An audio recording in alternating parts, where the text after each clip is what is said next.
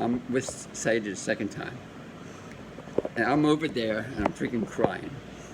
This woman is making me cry at least twice. I said, man, oh man, you gotta talk. She says, do you mind talking? She says, bring it on. Did you say bring it on, Sakana? I sure did. Good.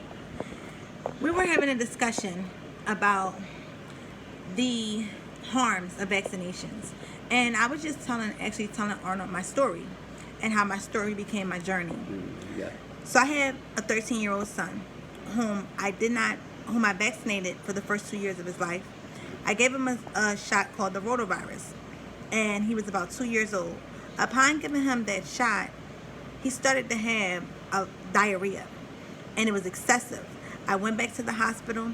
I said, well, what was it? I started looking up the rotavirus, and it comes to find out the rotavirus was only given to black children in urban areas and African children in Ghana. Wow. Mind you, I didn't live in either. I lived in a suburban white neighborhood. I thought you're Jewish.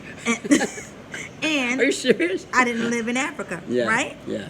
So I started questioning everything. I was 24 years old at the time. I started questioning everything. I questioned the doctors. I questioned everybody. I just started questioning it all. I stayed up for 3 days straight studying. And I said, you know what? I'm not going to give him any more vaccinations. And my son also had severe eczema. When he stopped the vaccinations, his eczema cleared up. I put him on all natural fruits, veggies. I did not give him meat. And my son, when he was about 5 years old, they were saying how he had ADHD, right? They said he couldn't sit still. He was spinning circles. He would do all types of things. So once they gave him that diagnosis, and they also asked me to put him on medication, I refused. That's when I got on 100% holistic lifestyle.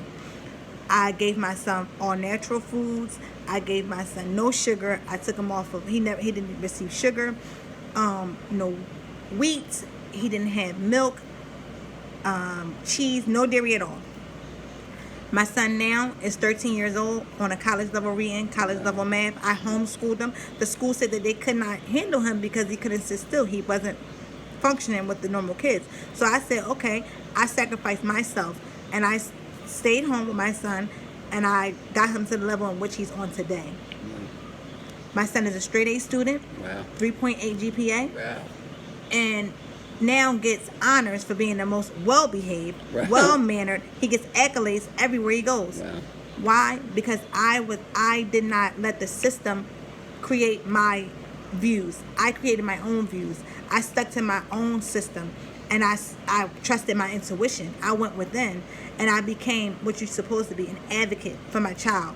You have to be. You're not just a mother. Once we're a vessel. Spirit guide choose us to be a vessel, right? We're a vessel. We're a gateway to bring people into the world. So once you do that, you now become their lawyer, their doctor, their teacher, their counselor, their advocator. And I chose to do that for my child. And in return, he's excellent. That's why I'm crying. But it's a matter of, Malcolm X made a quote, and he says that the only man who feels oppressed in the system is the man who does not know the system in which he is in. Once I heard that about 10 years ago, I lived by that. And since that day, I've soared in my life. I learned every system. I learned everything before I go into it. And within doing so, I come out on top. Because now I know what I'm in. She's looking for an investor. She is top of the line, over the top, living a dream, super exciting. You have a lot of products you're dealing with, right? Yes. So I started an organization 2 years ago in 2018. It was called Rights, Redefining Individuals, Growing Humanity Through Services.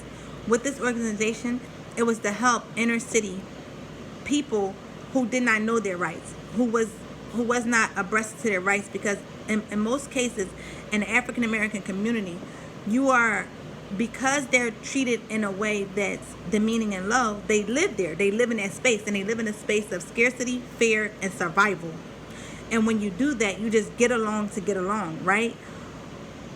While they may say that our white counterparts are entitled, what I disagree with in that statement is that When you know better and when you have had better, then you want better. So that's what makes people think that white people are entitled, because I have got that same label as being a black woman. Why? Because I don't accept mediocre. I don't accept for somebody to say, "Oh, okay, well, that's not going to happen," or "You can't do this," or "You can't do that." But in most cases, when you're beat down, you will accept that, because you've been beat down for so long that you just don't want to go against the grain, right? But if you had in your life, if you've always had an opportunity and expansion and award, then you look at a no as like, why? That's what it really is. That's the disconnect. Because I don't allow it. I don't accept it. I keep fighting. I keep moving. I'm very optimistic on every aspect of my life. If one door shuts on me, I go and I create another plan. I create another, I go past the obstacle in which that's presented before me. I keep researching, I learn, I try, and I just keep on moving. But I keep the highest vibration. And a lot of people in my family, a lot of my friends say, everything always works in your favor. You want to know why? Because I vibrate on love. I vibrate high. The higher you vibrate, the more abundance you're going to have in your life. So things works out for me. And things work out for me because I vibrate in that frequency. I love this woman. Aww. First question I asked, can I give you a hug? She said, yeah. Yes. Okay, this is exciting. We have some of her products. Boom, boom, boom. Hopefully we'll hear more of her saying bye. Bye, guys.